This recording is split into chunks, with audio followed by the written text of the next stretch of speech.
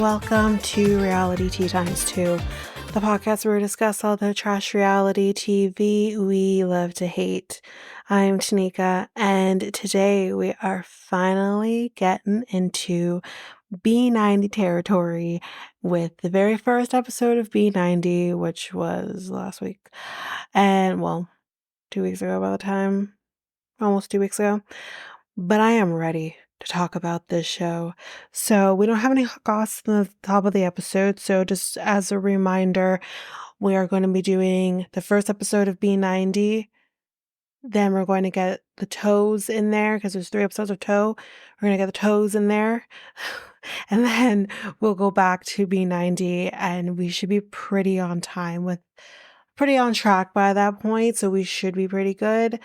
So that's what's kind of coming. But that's that. Let's get into this episode because, like I said, no hot goss, nothing to talk about. We're hopping right in. I'm so excited to finally talk about this show. B90 Season 7, Episode 1, Great Expectations. And we're starting with not Rayne, Renee. This is going to...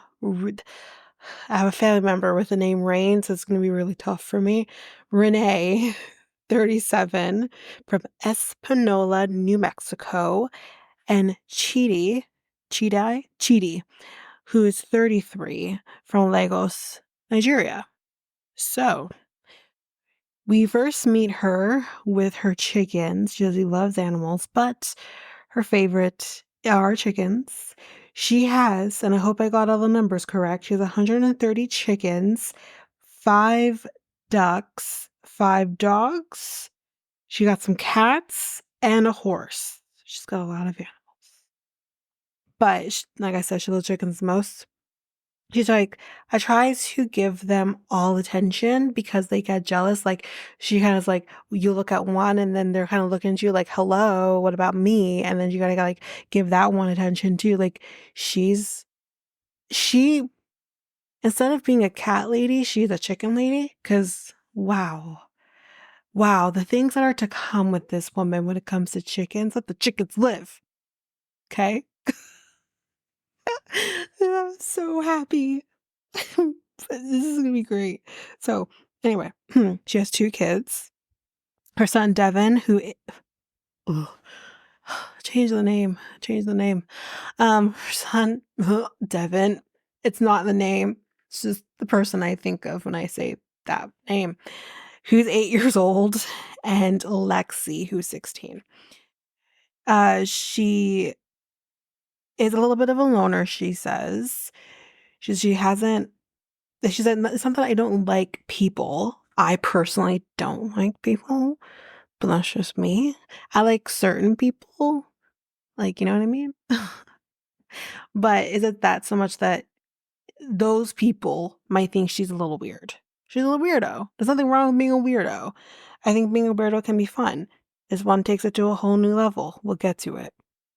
So she said that she's been in really toxic relationships in her past. She hasn't really had like loving relationships or anything like that until she met this man named Chidi. She met him 5 years ago. He makes her feel like a queen, she says. And then we are in Nigeria, where we see people playing soccer or football. And yeah, we're seeing these people playing soccer. And we also see them like wearing like these things over their eyes and whatnot. And he's like, he loves to play soccer. He's played soccer most of his life. The soccer that they have in this particular game is a little different because when it moves, it makes sound. So that's how you know where it is. And he's like, the reason that we do it like this is because I'm blind. And this is where we find out right off the bat, he is blind. And he wasn't born blind. And this story he tells about him not realizing, that's the wrong word to use. The story that he tells of how he became blind is so sad. So He says when I was 17 years old, he was with a friend, probably like climbing trees as you do, um, especially in Africa. And well, that's not everywhere, but it's what you did to have fun. You climb some trees. They're probably having some fun, doing whatever, and then an apple, because it was an apple tree, was accidentally knocked off and hit him just square in the eye. And I think the eye that was hit was the right one. So, due to that, he probably didn't realize that something had happened and to his eye, internally speaking. And he would go to school the next day and realize, like, I can't see the chalkboard, things are blurry, like he can't see anything. And this is how they realized that he was going blind in his right eye. That triggers me because I am almost blind in my right eye. And that is not an exaggeration, not because of any injury or anything like that. I was born this way.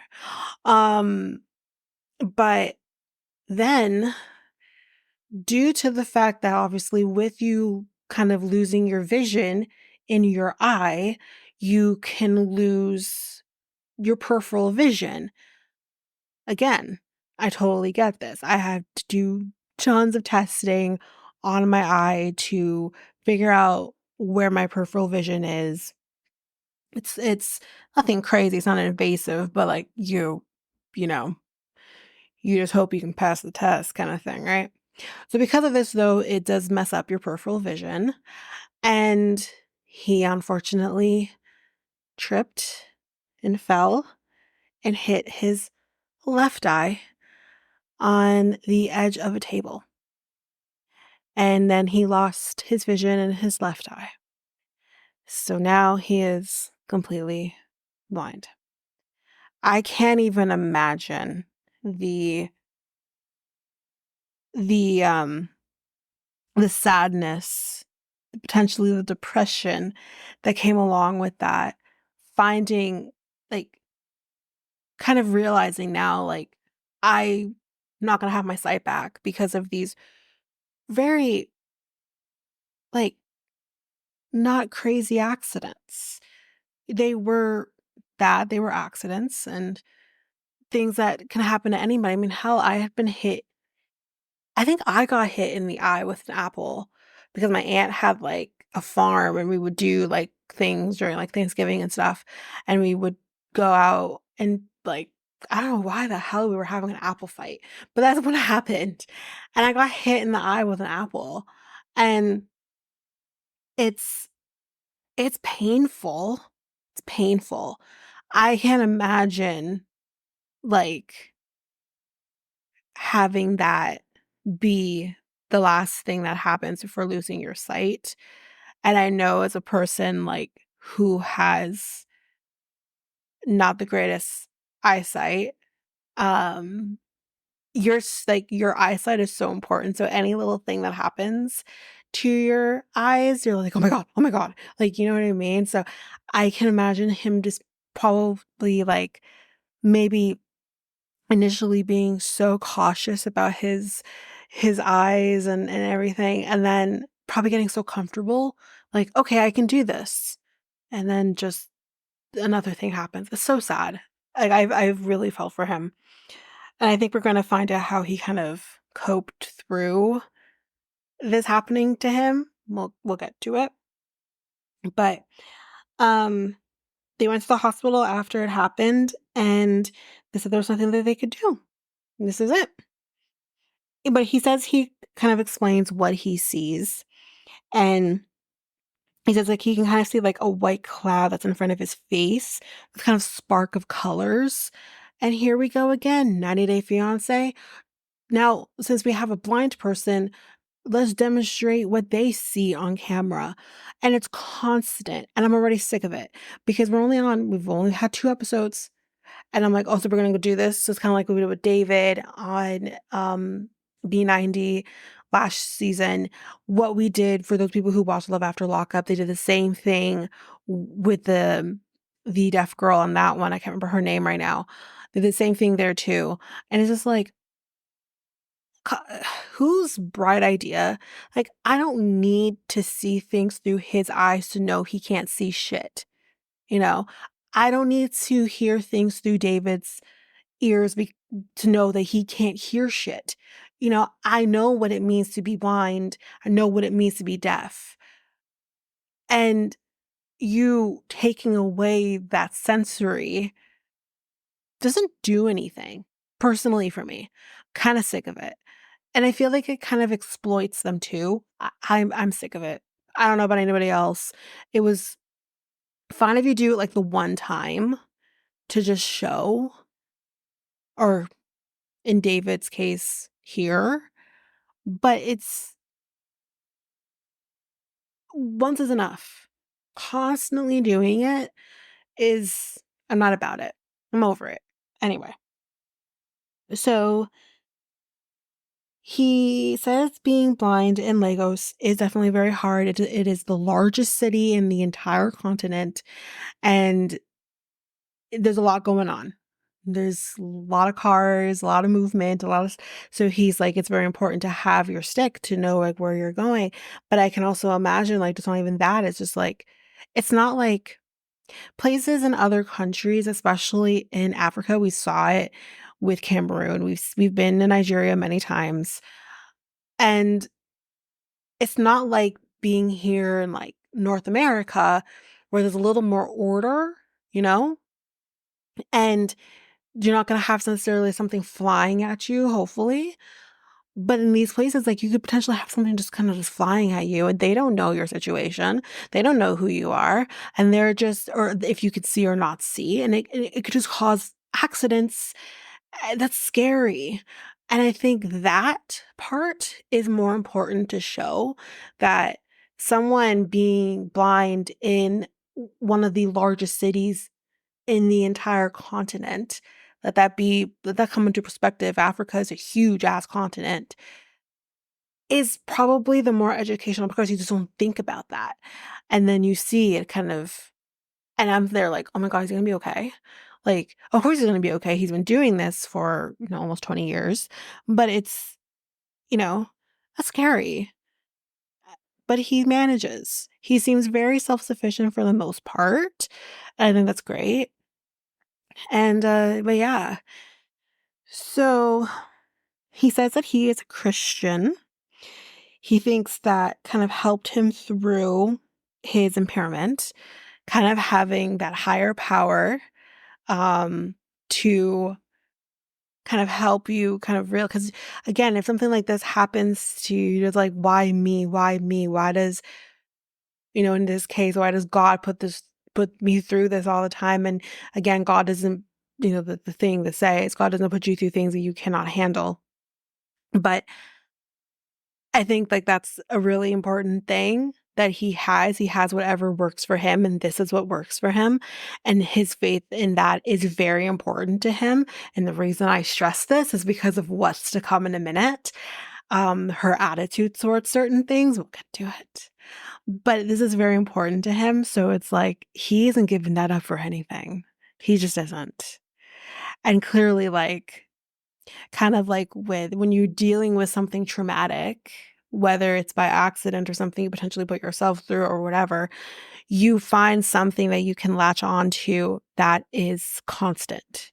Kind of like with Eli and Laurie from Forbidden Love. With Eli, that's exactly what he did. He latched onto his faith as that constant in his life, and that can help ground him. So that is what Chidi did as well.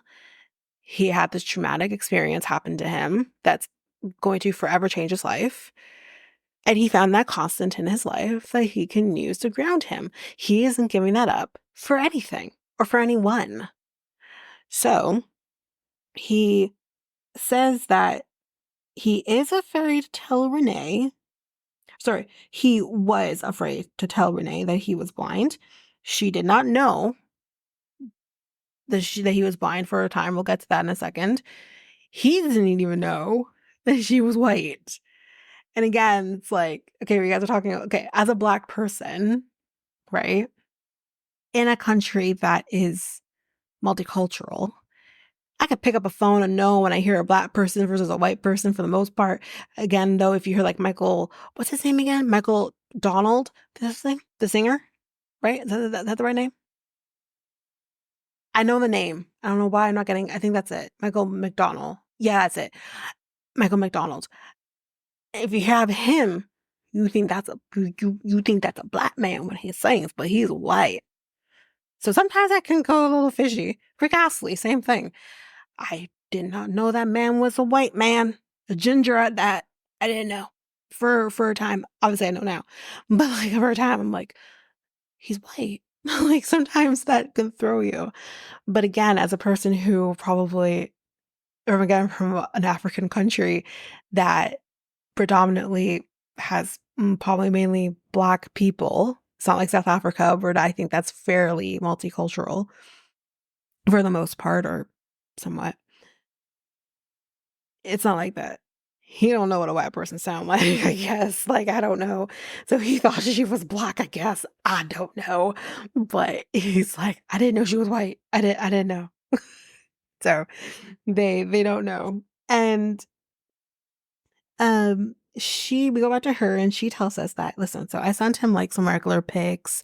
He didn't say anything about like complimenting her or anything like that, but he still continued talking to her normally as he normally would. So I guess she kind of just shrugged it off and thought, okay, whatever.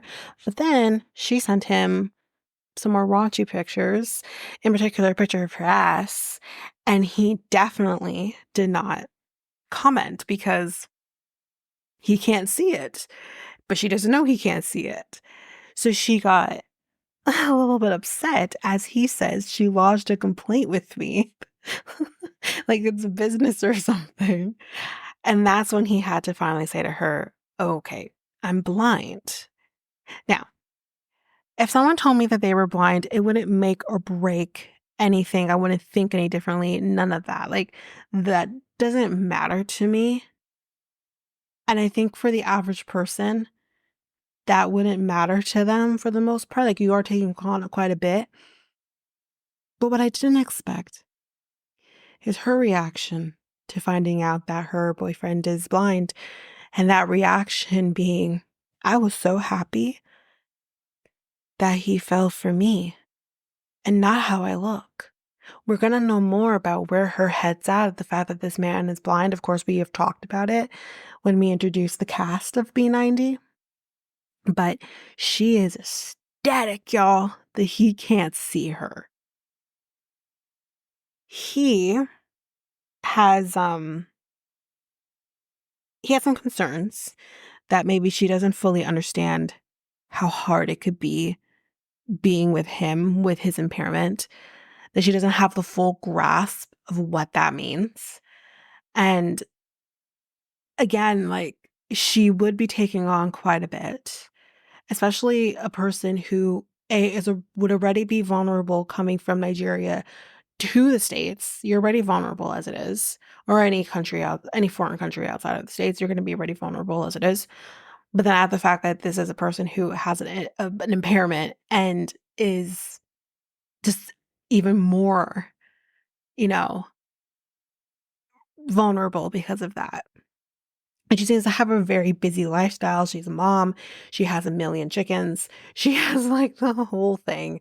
And she may not want to take on this as well, because he is going to heavily rely on her for most things. Like, he's a little independent. He's partially, I would say partially, for the most part, pretty independent. In his general vicinity, he's probably very independent and he is comfortable in his environment, but he won't be with her. So she's going to be taking on quite a bit. It's not to say that she has two kids. One is probably very self-sufficient. She's 16 years old, but she has an 8-year-old. And though they are fairly self-sufficient at that point, they still really do rely on their parent, right? At 8 years old. So I don't know if she fully gets it either. I think she wants it so badly that she doesn't quite get it.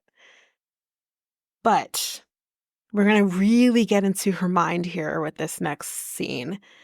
She is on the way to her mom's storage unit. She does mention that her mom owns different properties. She's good. She kind of goes, I guess, to kind of help clean out storage units that have been either abandoned, no longer want or whatever. So instead of like a storage war situation, they just go and clean the shit out. That's basically what they do. So when she gets there, she sees her mom's friends, Debbie and Jeanette, who she's known pretty much her whole life, probably like her mom's best friends. So they're very much like family for the most part.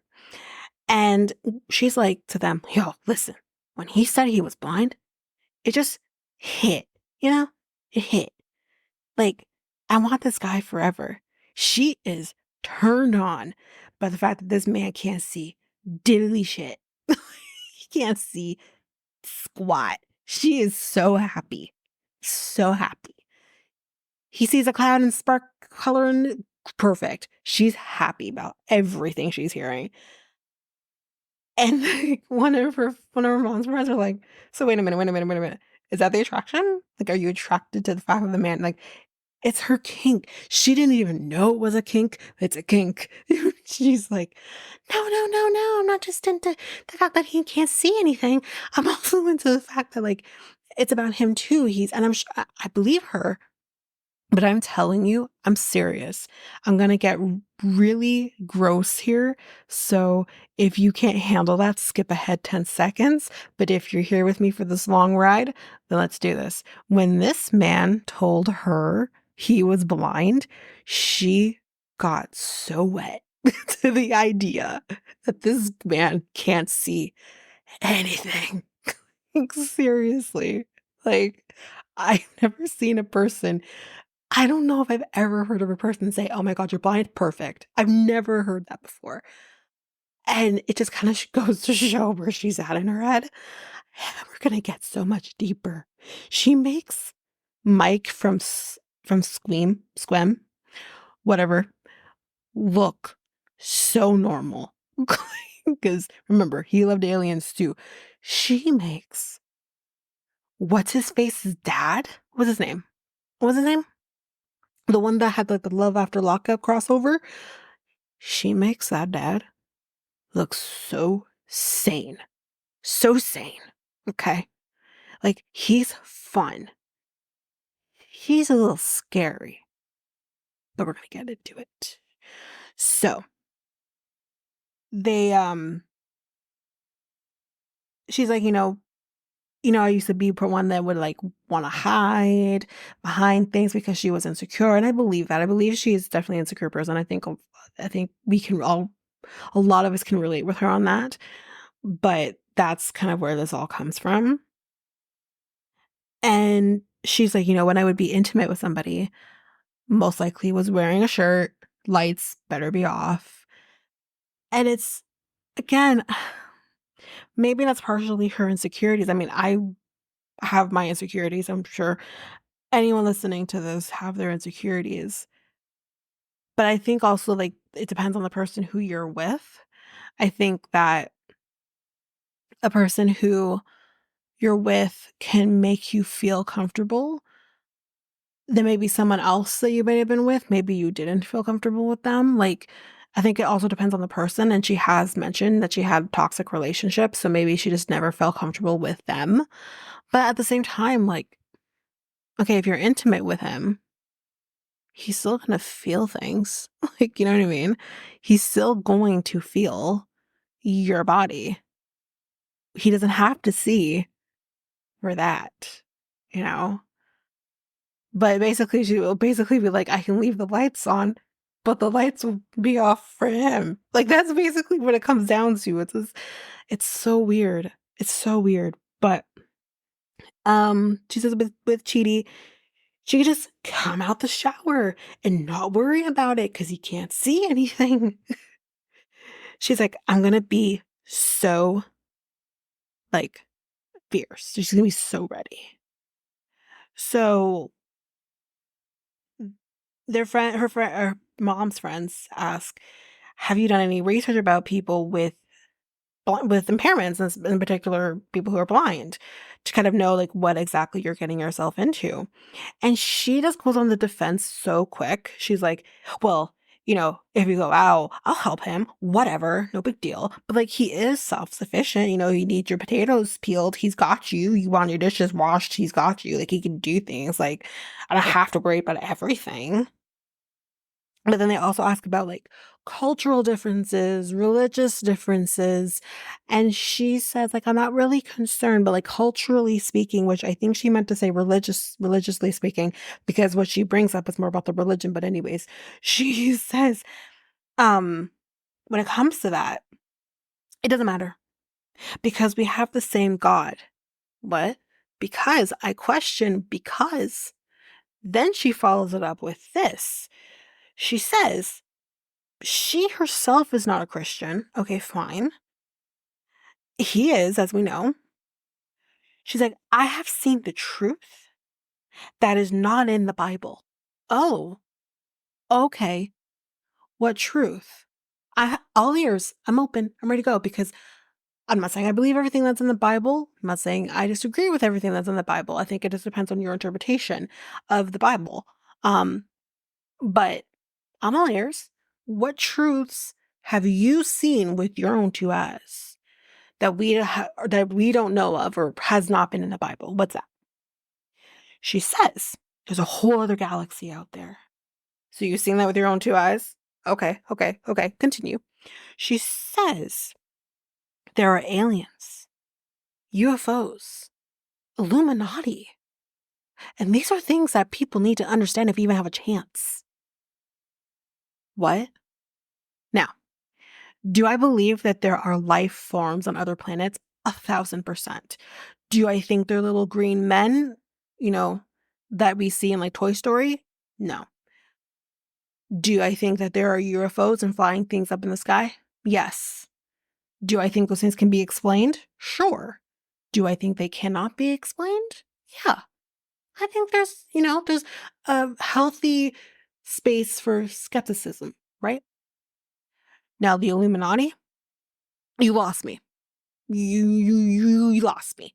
Do I understand the conspiracy behind Illuminati? 100%. Do I think that there's a group of people eating babies? No, I don't. But do I think that there's some sort of group within celebrities that we would never be a part of and they will never admit? Sure. Again, healthy space.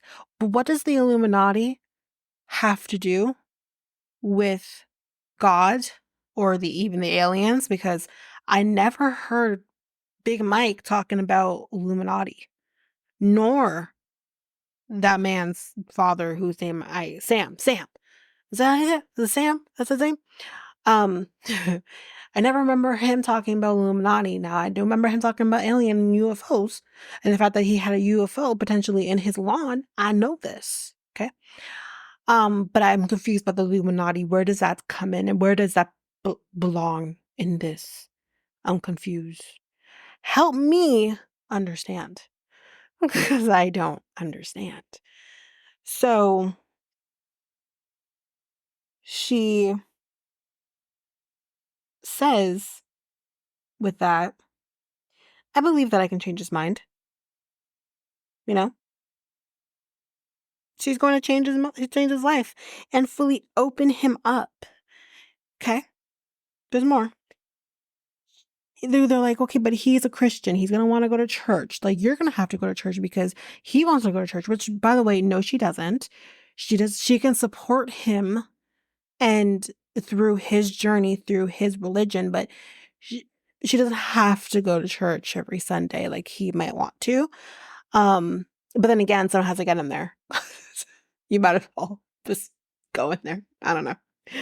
But so they say like he's gonna want to do that. And she's like, but you know what? He might want to go to church, but one day, he's gonna be as woke as I am. I don't know. Girl, where were you on January 6th? I really want to know because I have questions. You scare me, ma'am. Like, I'm scared. I was already scared at this point, but next week's episode, I'm like, oh no. Like, my girl's ready to fight over some chickens. Like, seriously. Something's wrong. Anyway, so, um, she's like, he loves my voice. Because they say to her, I should have said this first. They say to her, like, your opinion's not the only opinion. Like, you do have to understand that there's need to be some compromise, maybe on your part. And she's like, we have conversations, okay? He loves my voice. What does that have to do about God and Illuminati and UFOs? Like, what? He's probably over here being like, this bitch is crazy. Like, you know what I mean? Like, what? And he loves me, he loves, the way that I live, my thoughts, the way I keep to myself. He loves that you're a loner. Okay. Well, I mean, I guess that's only fair because you love that he's blind, so he loves that you have no friends. I don't know, but oh man. Mom's friends think that she needs to get, like, that her opinion is not the only one. Like, they say it's ironic. He's physically blind. She's blind emotionally. And I was like, damn. Like, very true. But the next thing, we were with him now, and he says, he's feeling overwhelmed that Renee is going to be seeing him soon. We see him kind of praying, doing his thing, and he's like, so here's the thing. I live with my sister and my brother-in-law. She is going to be staying here with us because obviously they probably don't feel comfortable with him being in a hotel by himself. She has no freaking clue how to deal with him because she hasn't done it before. So they probably feel more comfortable with them being close to his family. But he says, there's more.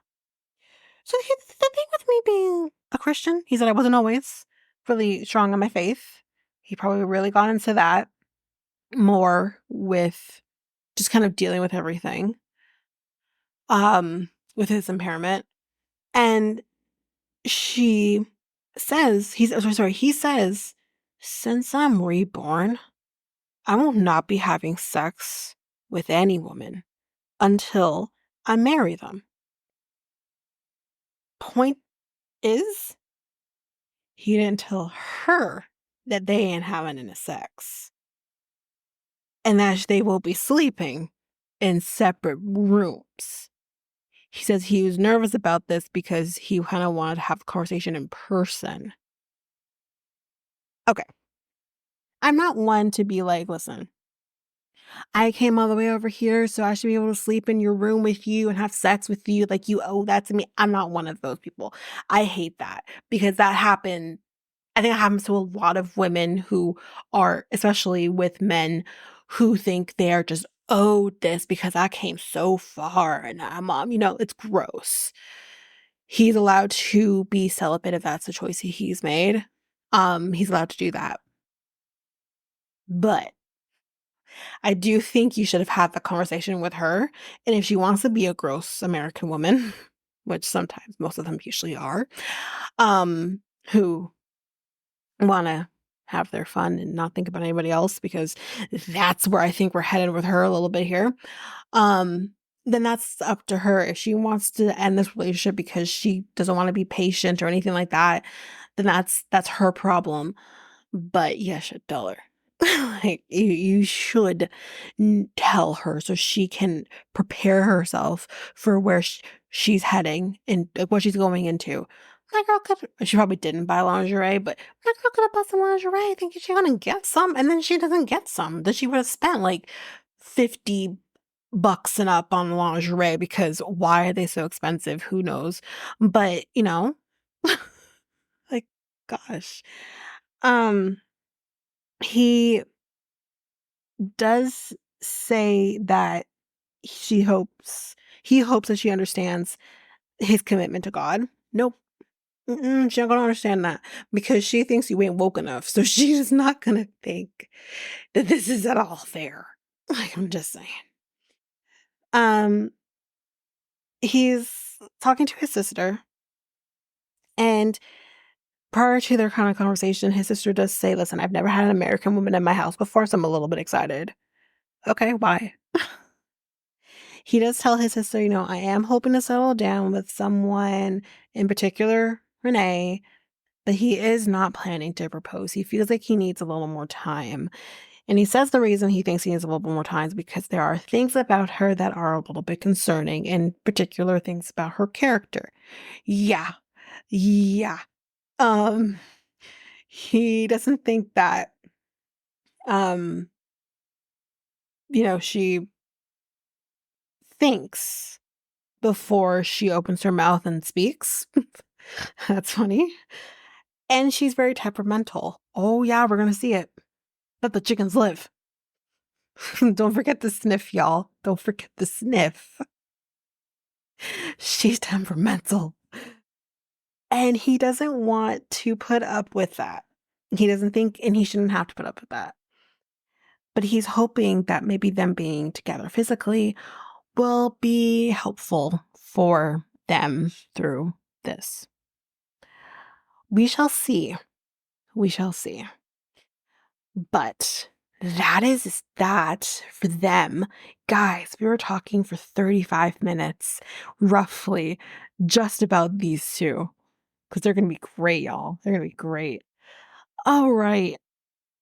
Let's move on to our next couple. We have Loren, male, 33 from Las Vegas, and we have Faith, who's 30 from Manila, Philippines. So he's like, I'm eccentric. People will say I'm eccentric. There we go. And he explains that his job, as we all saw, is he's a drag queen's assistant. I want that job. How does one become a drag queen's assistant? What do I need to do? What do I need to do? Tell me everything. I'm not going to give up my day job, but I want like a night hustle. What? I want to be a drag queen's assistant? That's so cool. Okay. He basically says, as a drag queen's assistant, he collects money, he helps with wigs, costumes, he'll buy drinks for them. He basically is just doing everything that they don't want to do, and I'm here for it. I'll buy all the drinks. What? The queens are like, he makes this face, and they mimic his face. And it's like, he's so serious. Like, he's like a bodyguard. That's exactly what he is. And they're like, it's so great. He tells us that he grew up in the countryside in Washington. He was, a little different, a little weirder than maybe the average. People would actually call him the gay kid because he didn't really fit in. But he says, I don't really call myself gay. He calls himself, or I don't know if this is a proper identification. I don't know. I've never heard this before, but I'm going to assume this is not something he coined. So, yeah. He refers himself as a gynosexual, which basically means that he is attracted to femininity, not necessarily the gender or even the what's in between the legs so much. He does say he prefers to date trans women with penises. They don't have to have penises, but preferably he would like to have one with a penis because he says penises are more fun to play with. And you know what? I agree. They are more fun to play with. Very fun to play with. Okay, so he says that a female penis is very different than a male penis. He thinks that a female penis smells better, looks better, maybe tastes better. Maybe it's the hormonal. He doesn't know. But I mean, I don't know. I can't compare, so I don't know. But I think it depends on the man because some men are gross and others. But anyways, so we see him at a sex shop with his ex-girlfriend, y'all, who is his friend, but nonetheless still an ex-girlfriend. And he says that, or she says, I don't have a penis, so I'm not his type. So I guess they broke up mainly because she just didn't have a penis. So, whatever. He did say that he met a trans woman a few years back who he dated. He loved it, and that's when he knew this is my calling. This is what I want. And a few months ago, he decided to extend his dating apps to Filipino dating apps. Filipino Cupid was maybe one of them. And he, from there, met Faith. And he says that she's known as what they call a lady boy, which is a Thai word that's clearly made its way into the Philippines, which we've heard the term before. He spends about $60.58 in this sex shop. Oh no, wait, not him. His ex-girlfriend did. He bought lingerie for his new girlfriend that his old girlfriend had to pay for. I don't think so. There is no fresh hell that would make me do that. Are you kidding me? Like, I don't know when they last dated, how far removed we are from this, but I still feel like that is so weird. $60.50. What did he buy? Did he buy like a corset? Is that all he bought? I don't know. But the reason that she has to pay for this is because he broke, y'all. He has no home that's his. He couch surfes. We'll get a little more into that in a minute. So due to the fact that he is broke, he is planning, you know what, financially speaking, I think it'll be a better idea for me to live in the Philippines. I can actually live there and probably, live better there than I do here. Problem is Faith doesn't know that he's planning on doing that. So we have like a tow situation, but the other person is unaware that he wants to go the other way. And y'all, when we get to the second episode, we really know this girl has a different thought process than him. Starkly different. So we see him in the next scene. He says he's going to be leaving in about a week. And he's like, if all goes well, I'll be there forever. And we see him, he says that he's couch surfing, which I kind of said already. At the moment, he's like, he has not ever left the States before, so it's going to be a very new experience for him. We see him cooking Filipino food in the bathroom. And the producers are like, why in the bathroom? Because, y'all, he thinks that if I cook this food in the bathroom, it's going to be better or easier for me to acclimate to Filipino weather because it's hot, it's humid, right?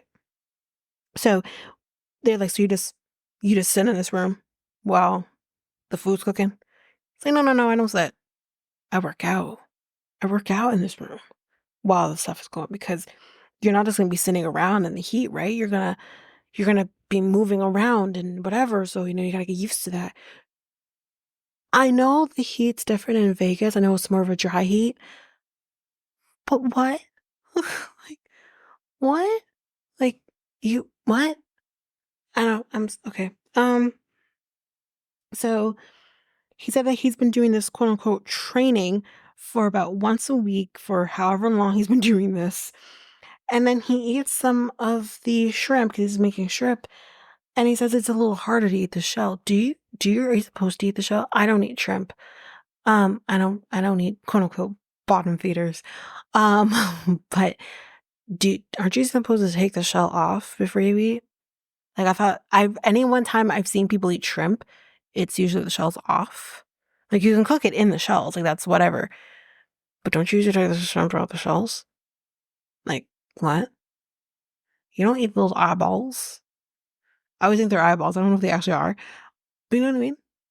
It's okay, whatever toots your horn, but anyway, then we see him with the queens. The queens are back, y'all. And he's basically helping them with getting some costumes done up for the next couple of drag shows since he won't be there. And his boss is kind of telling the story of how they met Loren. And he says, like, yeah, he was at one of our drag shows. I saw him. He came up to me very eagerly saying, I want to help you. Give me a job. And then I haven't been able to get rid of him since. And that's funny. And Faith ends up calling while they're doing this, and they apparently, we learn here, will also be sleeping in separate rooms. So no one's having sex apparently on this season, except for Tigerlily, because we'll get to her in a minute. But we're sleeping in separate rooms. He's going all the way to the Philippines to be alone, y'all, because she won't have sex with him. Get over yourself. Her reasonings for doing that, I think, are very reasonable. She doesn't know you. Y'all been only talking over the phone. She wants to know you in person before she just gives the goods up to you. Like, what? Anyways. So he's like, I'm a very sexual person. And then it's here that we're going to start to learn a little more about his sexuality and how sexual he is. So the queens end up meeting Faith, and one of them says, he had so many girls on the app. And girl, he chose you. Like, you're special. And he's like, okay, you gotta left that part out kind of thing, right? But Faith seems to be okay. She said, I love you and hung up and everything. And then he goes to them and he's like, yeah, she's really a jealous person. I don't think she knew about the whole, like, millions of girls type situation or however many there were. Like, I don't think she knew about that. And he's like, "Oh, I'm sorry. Like, I thought that would make her feel good that she's like the chosen one." Where? Like, some women can be okay with that. Not all. We don't know her and her temperament yet, so we'll see. But it's like, oh, I thought she would like that. And then they ask him, so wait, does she know that you guys aren't exclusive? I'm sorry, what? Y'all aren't, you're not exclusive. And he says, no, I haven't told her that. I haven't told her that I don't consider us monogamous. And really and truly, like, I don't want to be monogamous when I get there either. We find out that some of his couch surfing situations are not just surfing situations. My guy is sleeping in the bed with those people and having a grand old time while doing so. And she doesn't know. Yikes. But he says, like, I don't want to be monogamous because I don't believe in monogamy, which, whatever, that's your right. You don't have to if you don't want to. But he says that, you know, you have like your person that that's your person. You'll have sex with your person, you'll love your person and whatever, right? But then you can sometimes branch out and have a little bit of fun with other people. They could teach you new things. You can apply that to your relationship. You do all those things, but it's just sex. That's it. And that's what he wants to do. And he hopes that she's going to be okay with that. Oh boy. So he does say that me being her first boyfriend, like, I don't think she's gonna be okay with that. I don't think she will be cool with it, but I'm hoping that maybe she will. I'm gonna tell you right now, she ain't gonna be okay with that. So then we see him showing his ex slash best friend the only thing that he owns, which is a motorcycle, and he says, take care of it until I come back, or if I don't come back, to sell it. So he is going to be leaving in a few hours. He's planning to be there for 3 weeks. That's the initial plan. But again, remember, y'all, if all goes well, he'll just stay there. And he's going to be giving her the girlfriend test. And in this moment, I'm like, oh no, oh no. The last person who gave him the girlfriend test, it didn't go good. So I'm thinking, oh no, but y'all, it's perfectly fine. This guy said it's like an icebreaker. They're silly questions. They're funny. There's nothing to them. It's not serious. So this is not sperm Kyle. It's none of that. Then again, people who cray, that's just, yeah, it's not Kyle. We're fine here. So then he has a ring that he may or may not propose to her with. right. And I wrote, but what money did you buy that ring with? Because you couldn't even buy her a lingerie by yourself. So how did you afford this ring? Well, he only paid $50, so it's fine. It's all he could afford. Wow. $50. Great. Like, and again, I'm not a person who's like, oh, you got to spend like tens of thousands of dollars on a ring. I'm not about that. But $50? You can at least try to go over 200. You know what I mean? Like $50. Okay. Anyway, whatever. And they arrive at the airport and, he is on a plane eventually. He kind of goes through all of that. He's never been on a plane before. So he's like, this is all new to me, which wait, wouldn't he have had to be on a plane? Like, I know Washington's in the West where Vegas is. So did he drive from Washington to Vegas? Because wouldn't you have had to go on a plane to get to Vegas? I'm very curious. He's never been on a plane. That can't be right. I don't know though. Anyway. He's never done this before. He's like, I got to go to D something, something, whatever that means, sir. That's the gate number. He says, yeah, but he's off. He's on his way to go see Faith and may or may not come back to tell the story. But that's it for them. We are going to take a quick break here. And when we come back, we will talk about our 2 remaining couples.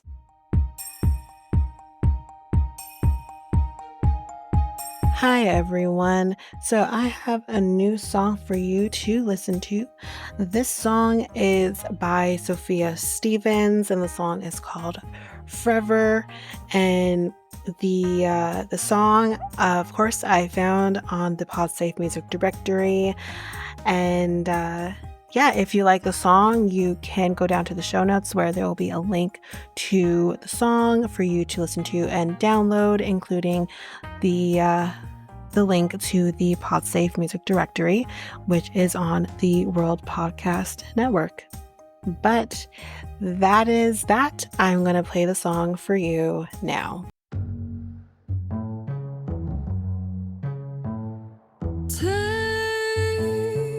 Take me to the top of your world.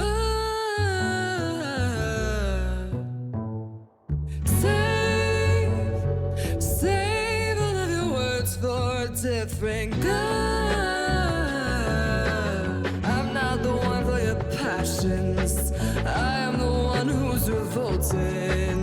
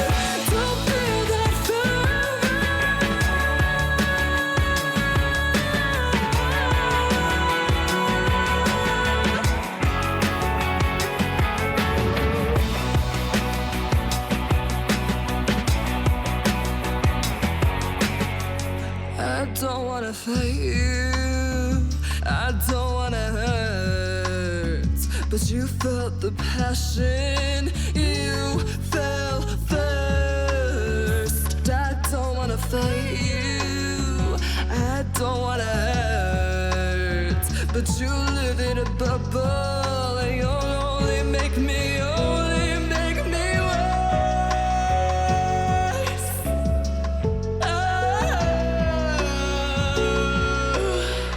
I bring mutiny to your shores. You'll be praying to God forevermore. I will take you down and then take some more. Don't feel that fire. Be the only one you could adore. I'll bring the battles to your door. I will take and then take some more. Don't feel that. Don't feel that. Don't feel that fire.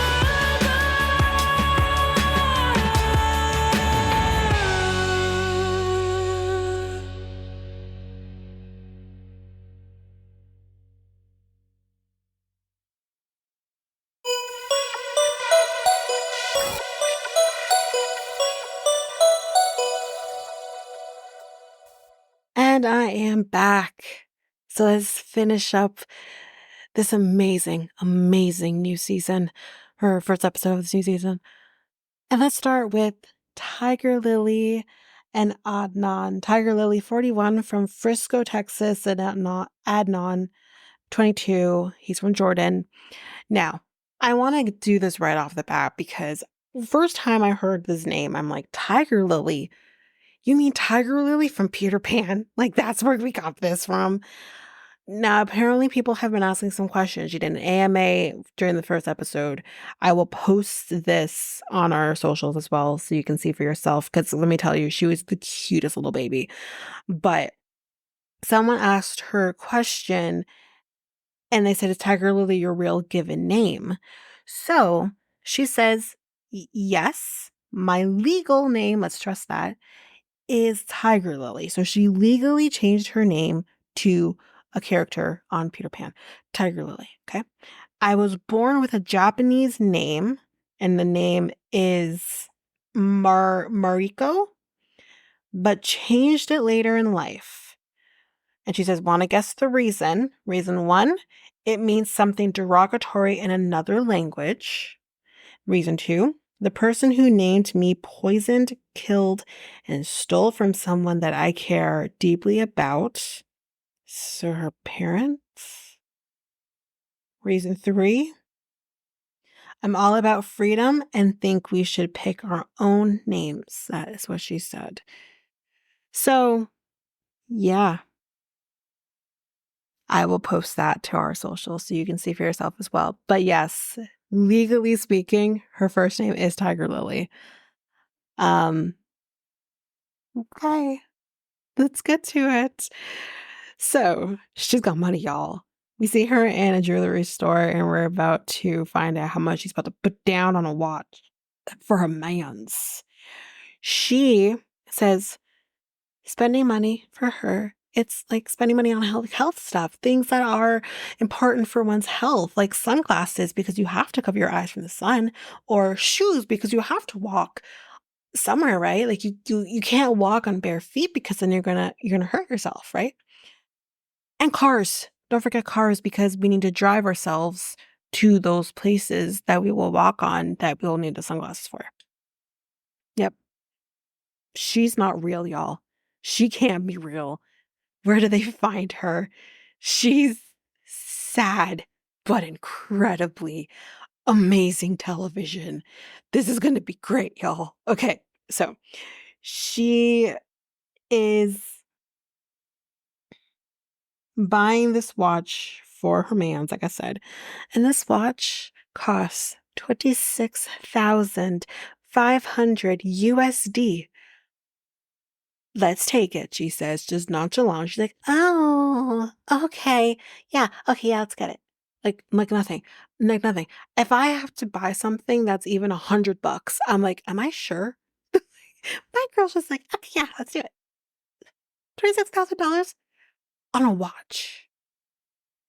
What is this watch made out of? It better be gold.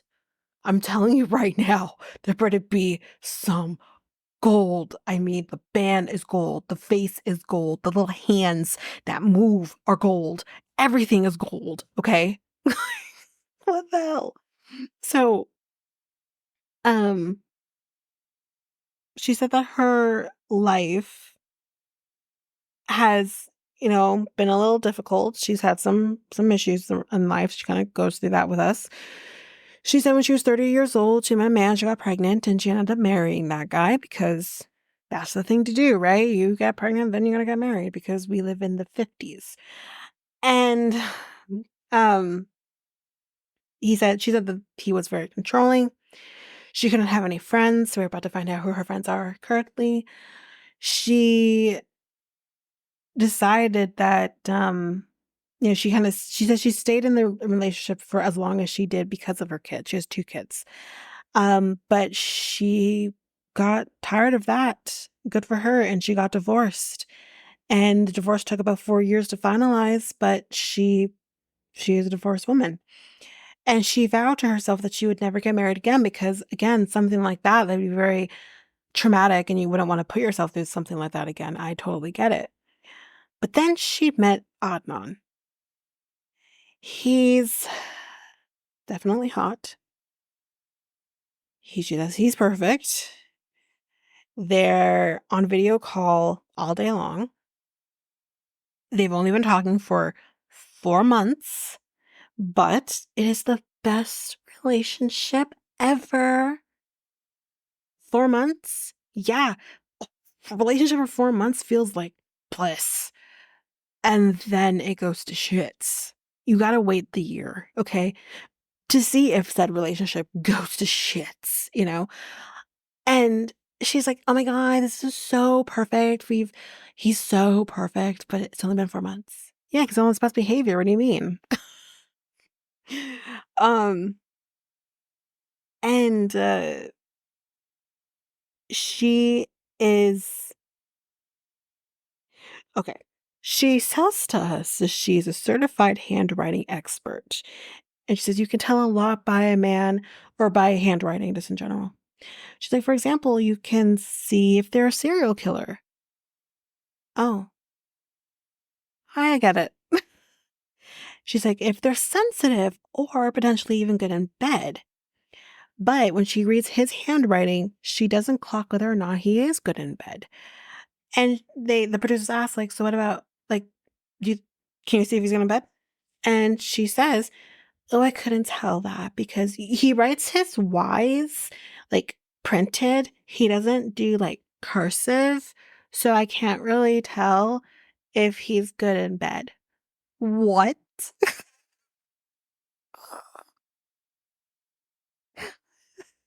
She's not real. This isn't real. What are you talking about? What? Back in my day, you used to be able to tell whether or not a man is good in bed when they grinded. Now we're resorting to cursive. He probably doesn't even know how to write in cursive because he's 22.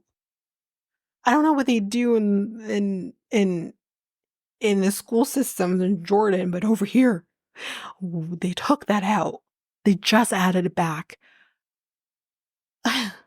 Ask my brother if he can write in cursive. My poor brother can't even read cursive. Like, put that in perspective. So I guess you have to write in cursive to know whether or not someone's good in bed.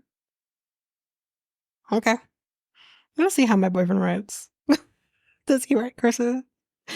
It's so weird. Oh, okay. This is so good. Anyway, let's continue. So the next day, she is meeting up with her life coach, Stephanie. She does know about Adnan. And she's like, I think she's happy for me.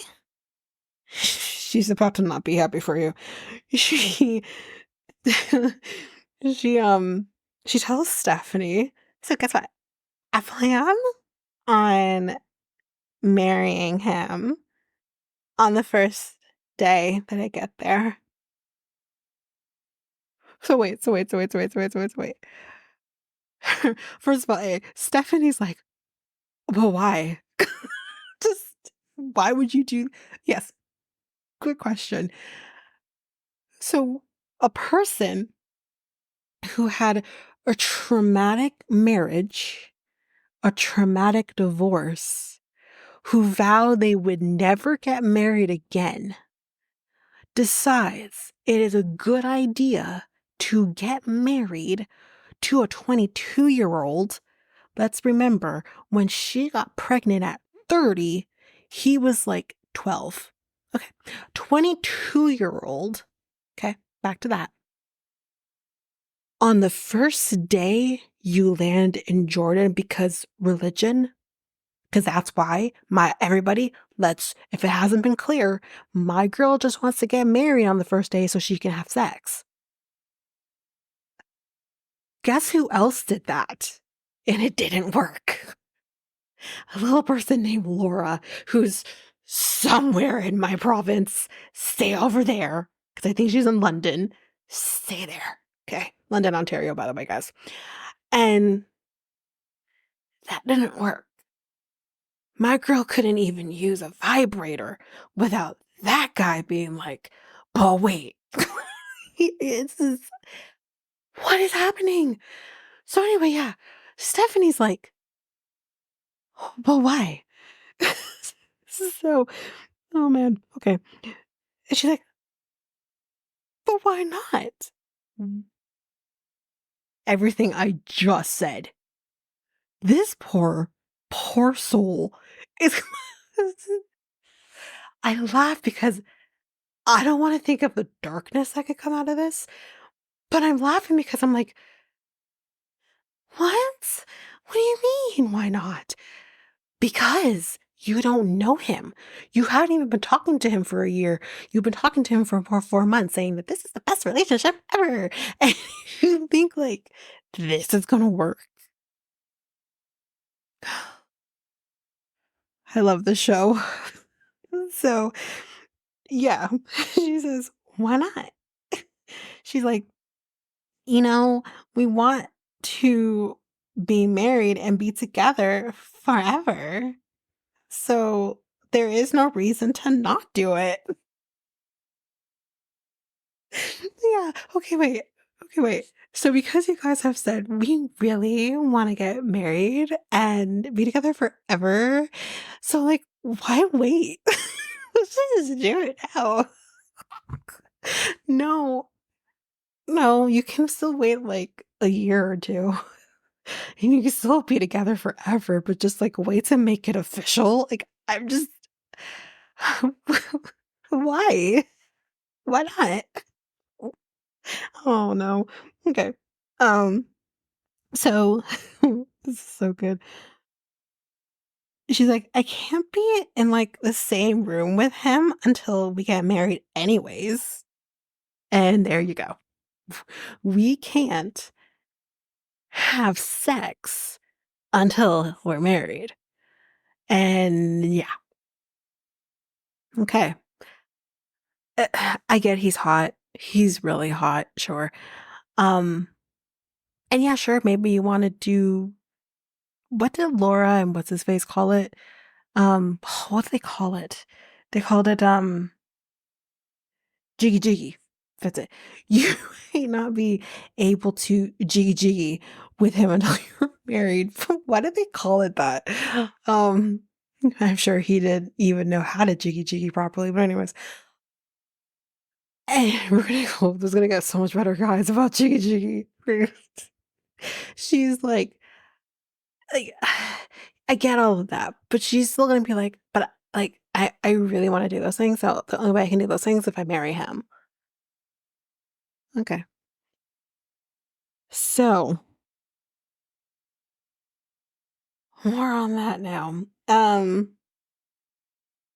Just so how are you going like to protect yourself? Is what Stephanie asks because she has money, and she's like, have you guys discussed expenses? She's like, no, like, why would we do that, ma'am, ma'am, ma'am? Oh no, you have a lot of money. You just dropped $26,000 without taxes on a watch. Okay. Like you were buying grapes at the store, okay? You have money. You also have kids, okay? Okay?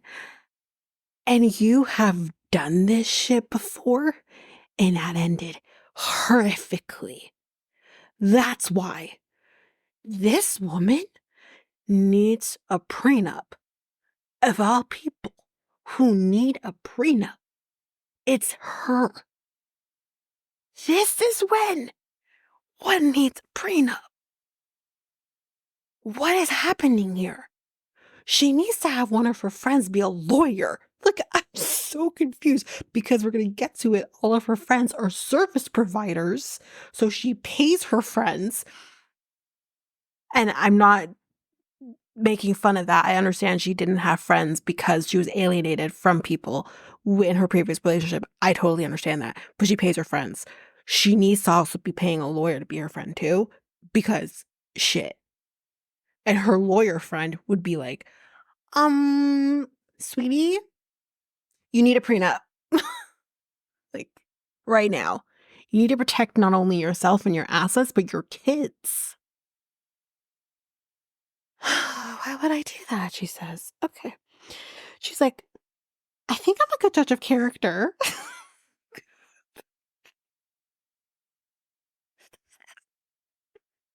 No, no, you're not. Guys, I'm crying. She said I'm a good judge of character. No, no. Oh, man. Oh, man.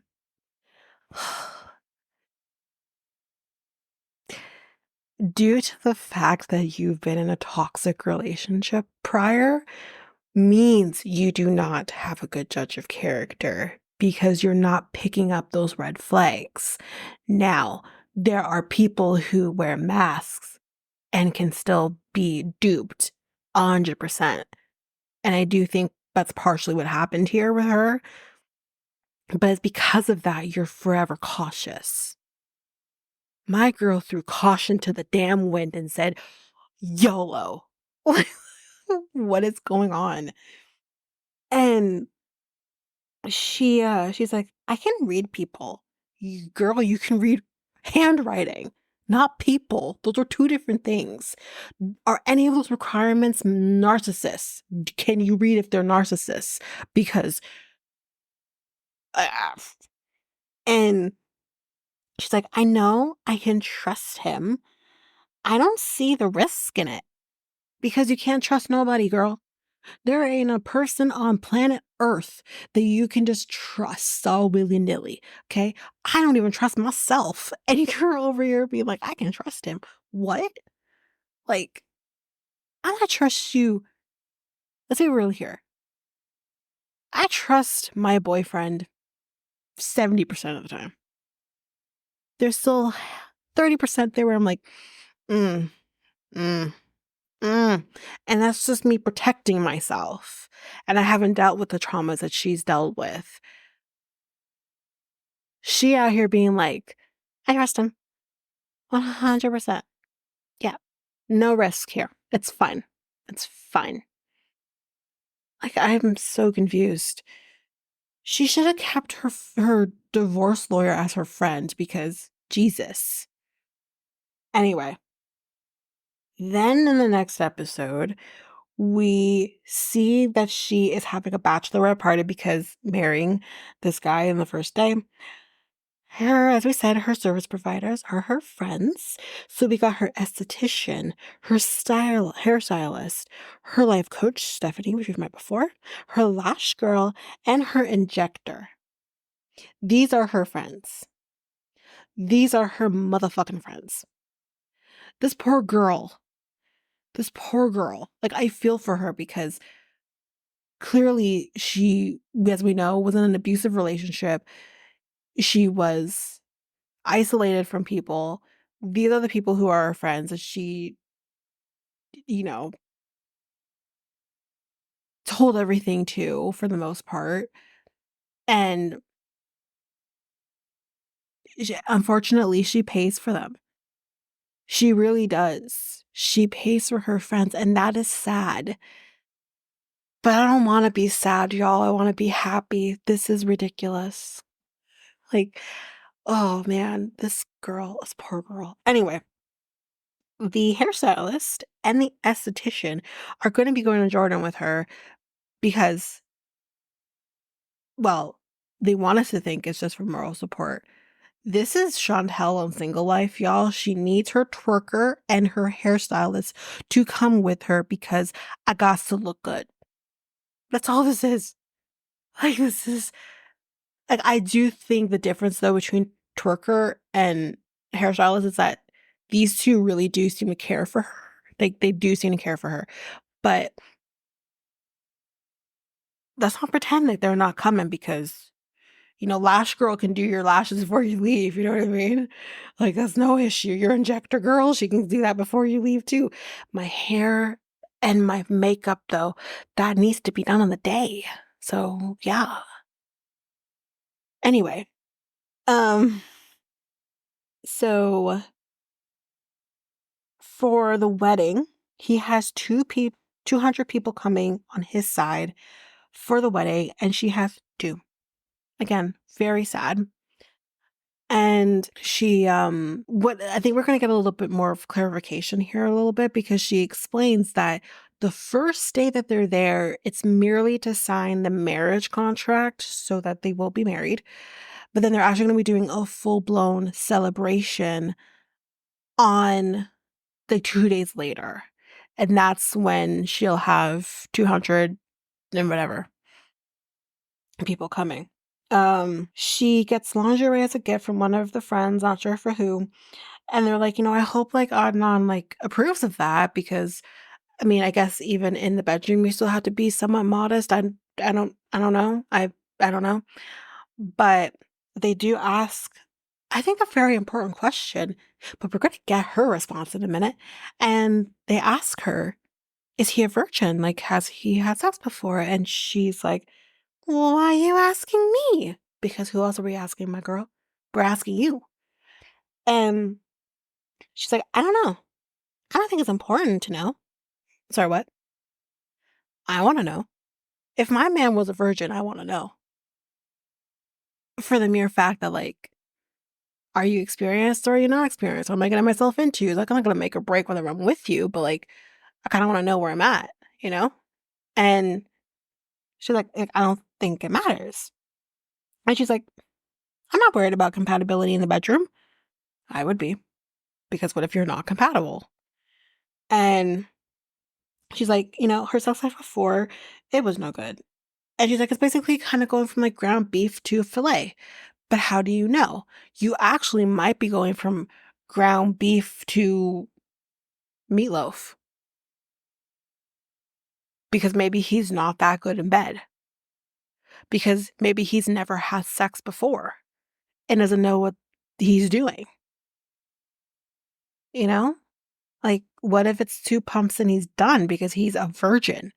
Like, these are questions we all have. She doesn't, though. So she has to change, like, you know, different things that she wears, obviously, because she's going to be marrying to a Muslim man. And she's like, because it was too revealing. And her life coach, Stephanie, is like, see, that's weird. And it's, you know, how is this any different than your toxic relationship? You're going to be going from one toxic relationship to potentially another toxic relationship. And Tigerlily says, my ex, like, the difference is that he wanted me to dress revealing. First of all, gross. To be, like, more appealing because he wanted, like, a trophy wife. But Anon, like, he wants the opposite. So, yeah, for his eyes only, right? So I think like that's great. But he like she will not be controlled like she was before, so she does want to stress that. But I I do wonder, it's like, okay, but you're not going to know exactly what you're getting yourself into prior to marrying him because you guys are getting married on day 1.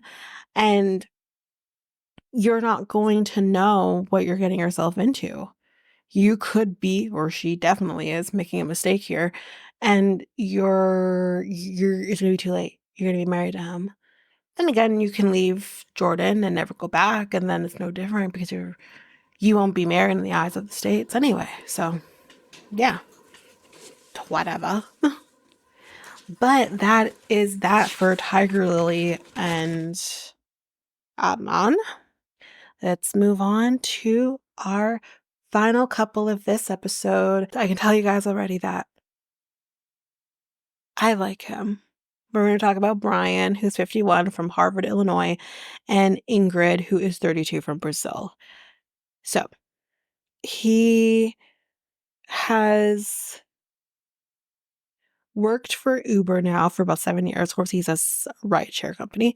It's Uber because he definitely talked about what about them stars. So it's definitely Uber. He is very personable. He says, I love people. And he's like, I love all of this because I get to see the world that I never thought I would have the opportunity to do that. And then we see him parking his van or his car. I don't know if you have a van. I think it's like an SUV. He parks the car and he comes out and he's on a wheelchair, y'all. This is our wheelchair guy. We did talk about him before. By the way, too, I want to add, he's hot. He's really hot. Whew. But yeah, he comes out on a wheelchair. And he has been in a wheelchair for 25 years. And he explains to us that the injury was caused by him being shot with a small caliber handgun. And he basically, from there, he's now a quadriplegic. And he explains to us that he grew up in Chicago, where, crime's a little different out there. Or, well, that city. And he kind of goes through his history here leading up to when he got shot. So he said that he got married at 19 years old. He was hot. 19 years old. They had a daughter, Brianna, not Emma, Brianna. They were married for only 3 years and got divorced. Then he talks about the events of the shooting. So he says that when he arrived home, there was 2 guys there waiting for him. They basically were carjacking him, and he thought, you think you're tough and you think like you can take this on. Seeing a gun in Chicago isn't a new thing. So he thought that he could like fight them, but then they shot him. And yeah, really sad. And he had instant paralysis after that. The doctors told him that he would not walk again.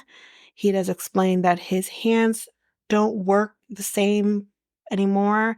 He does have problems like gripping things and stuff like that. When he gets ready, he says it takes about an hour or so for him to get ready, maybe 2, depending on the occasion. We do see too that he does move his legs. We can see, I don't know if he's purposely moving his legs. He does mention he gets spasms in his legs, so I think it might be involuntary, or at least most of the time it's involuntary. But yeah. So he can only feel half of his arm. He does say he can move his legs, but not enough to walk. That's where he mentions the spasms.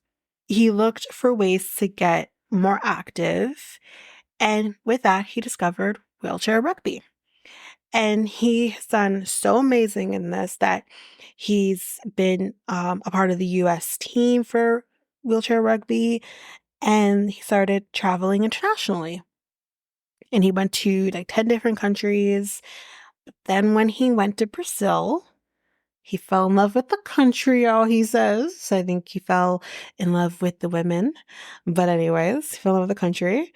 And he's like, he felt that it was easier for him to date in Brazil than it was in the States, because he says, women in the States kind of see him as, I can't remember the terminology he used, but basically they look at him as something that you have to feel, they treat you differently. right? And I think we can all kind of agree with that, like, you try not to think that way, but sometimes it's difficult to not think that way. I think some people can handle it better than others, and it is a lot to deal with. But he says in Brazil, like, they don't really think about that, or they don't discriminate against because of that. So he finds it easier to date there. So he says after many breakups and a failed marriage, he was ready to give up. But then he met Ingrid. And he's like, she could be the one. And he's ready to go to see her. He said she doesn't know a lot about his disability or his past. And I think we're going to get a little bit of a window into what that is at the end of this episode. We don't know a lot, but I think we get a little bit of a window. We're going to go play rugby now. And I have nothing to say besides this was so cool to watch. Like, I was intrigued. Like, I'm not a sports person, but I was intrigued. And then they kind of have a little bit of a powwow after they're talking, because he says, like, no, this is going to be one of my last practices for a little bit because he's going to be traveling. And one of the people playing kind of says, so do you plan on having sex? Weird question to ask, but it was definitely educational. He says, well, yeah, he might have to use Viagra. He is not planning on telling her that. I do wonder, does he have to use Viagra because he's older? Or does he have to use Viagra because of the disability? I'm unsure, and I kind of wish he went more into that. But they kind of start talking about, well, this guy and Brian kind of start talking about, like, their experiences with sex and how things kind of work for them that I guess you just never really thought about. So this guy is like, he is able to have an erection, but no ejaculation. And he ends off that by saying, thank God. Okay, interesting. Brian says he does ejaculate, and he is able to have an erection with Viagra as kind of a help, but I think he kind of says, like, he's able to kind of keep that even without the Viagra. It just helps. But he is able to ejaculate. However, when he does, he gets a headache. So he does explain here, he's like, the thing is that you kind of have to remember is the pleasure for someone in a wheelchair isn't linked to ejaculation. And you kind of have to change that mind thought, because I think as people who have sex with men, you think, well, if you don't ejaculate, then you're not pleased, right? For him, he says you gotta have to change that a little bit for someone in a wheelchair, because they can be satisfied, but not necessarily, like, go all the way. Which is interesting because, again, like, you see people who have kids when they're in wheelchairs, and there's some people who are not able to ejaculate. Like, I feel like this has kind of opened up a world where I'm like, I really want to know more. I really do. After all, TLC, come on. I want to know a little more. This is interesting. So he explains, with sex with a guy in a wheelchair, you know, they can get spasms from ejaculation. They can also get headaches, which for him he does. And he says that it can even go as far as ejaculation can cause an aneurysm to your brain, and that would kill you. Like, you could die from having sex. And again, like, sex is dangerous for everybody. Like, the danger levels can be different depending on what's going on, but sex can be dangerous for any normal person. I don't want to say normal, that's the wrong thing to say, for anyone. But when you add that extra layer to someone who's in a wheelchair, it, like, the fact that it can legitimately kill you is insane to me. Because again, like, with ejaculation, he says, like, all the blood rushes to the brain. And that's wow. I just I just never even knew, like, that was a problem. And thank you, TLC, because this is educational. I'm intrigued. Definitely. Um, so he doesn't know if she has told anybody about him. He's under the assumption, though, that she hasn't. He does know. I think it's kind of confirmed that her dad does not know. We'll get a little more on that in the next episode. But I think he kind of thinks that she hasn't told anyone besides her mom. But even that, I don't think she's told her mom that he's in a wheelchair. Pretty sure she said that in the next episode as well. So, yeah, that's a little bit of a concern, because it's like, I would personally think, like, are you ashamed of something? You know?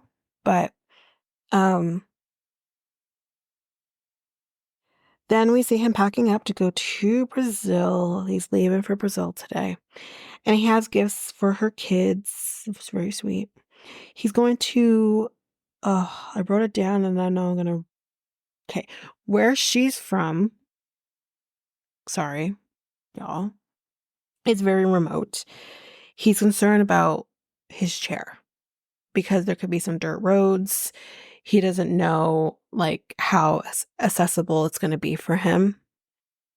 And he, his daughter is coming to pick him up, take him to the airport. And she kind of says, like, how are you feeling? Are you nervous? And he's like, he's not really nervous, but she's like, do you think maybe you're just, like, I don't know, tired of going to Brazil, because he's done this constantly, y'all. And we kind of learn here that he's been married 4 times. 3 of them were American, 1 was Brazilian. He's had a lot of relationships with Brazilian women, some that have ended up in engagement. So he's done a thing or 2. They were all younger. So we're kind of seeing a pattern here with Ingrid. So I think she asked him, like, what makes her different? And he's like, well, I think life experiences, because she does have 2 kids. And although, like, she's younger as well, she's lived a different life than maybe the others. And he has no ring, but yet he still has no promises. He, the mood could hit him and he might decide he wants to go buy a ring for her. So there's potential of that still happening. And to just put into perspective, his daughter is, Ingrid is 32, right? Did I say she was 32? His daughter is 2 years younger than Ingrid. Okay. Yikes. And that's a lot for, I'm sure maybe she's used to it at this point, but I remember my dad saying he was talking to a younger girl, younger than me, and I didn't like it. I did not like it. He has also dated a younger girl younger than me, or no, she was older than me at the time, but, but still is, but, she was still younger, much younger, and it didn't bother me as much, but when you had a certain age and you're realizing, oh, you're still dating women that age, it bothered me immensely. But I'm sure she's gotten a bit used to it. But he kind of just says, listen, I've heard everything you've had to say, and I appreciate it. And he gets emotional and he says, just trust me. I'm gonna be okay. And he does explain, like, he's hoping that this is gonna be his last trip. He said, it's getting to be a lot. He's older. It's a lot to travel for him with the chair as well. And he says, though she does not know, she doesn't, While he's in the plane, he explains she doesn't know the full story about the carjacking because the carjacking was not random. And this is when I leaned in. And I think, like, honestly, I think with the story he told, I knew it wasn't random. I don't know exactly what's going on here. We haven't gotten that story yet, but I think he was in a gang. I think he might have been in a gang. And maybe he was trying to get out of that gang and they didn't let him very easily. That's what I think. And yeah, that would be a little bit scary. I mean, it's very far removed at this point. It's 25 years, but that's a lot. If that's the story, we'll find out. But anyway, that's that. That is the episode. This was so much fun. Like, I really wanted to do the second episode, not do toe again, but I think this is exactly what we needed after HEA. This was amazing. This was so much fun. But that's it for this episode. Again, we're going to be sandwiching between B90's episodes with the toe episodes. We'll do those 3 episodes. At this point, you will probably get those Monday before the next episode airs. That is my hope, that we will get through the toe episodes. My hope is that we will do, I'm thinking we'll probably try to do all 3 in one. It might not end up that way though. It might be similar to Forbidden Love. We might do 2 and then the 1. That might be what we do. So that would mean that you'll get all of those Monday before the show comes back on. But then we will be back to B90 and we'll do the next episode with B90. And then we'll see where we're at. We might do some Selling Sunset next to get some of those done, but we'll see. Other than that, I think that's it. But yeah, that's it for this episode. So if you like what you heard, please rate, review the podcast on either Apple Podcasts or Spotify. Also, don't forget that you can also share us with everyone in your life if you really love this. And I do want to read those reviews. I'm definitely getting 5-star ratings, but I want to read those reviews.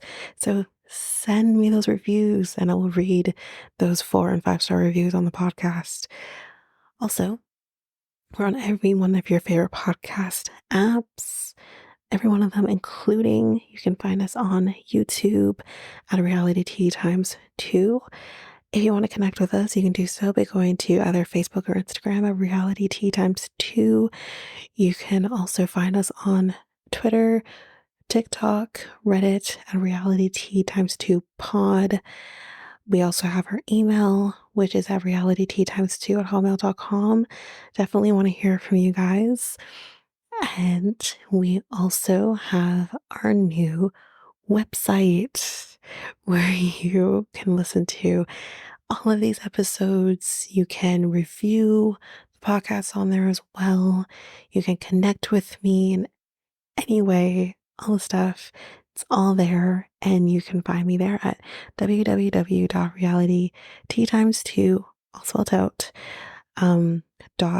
.podpage.io. It's there.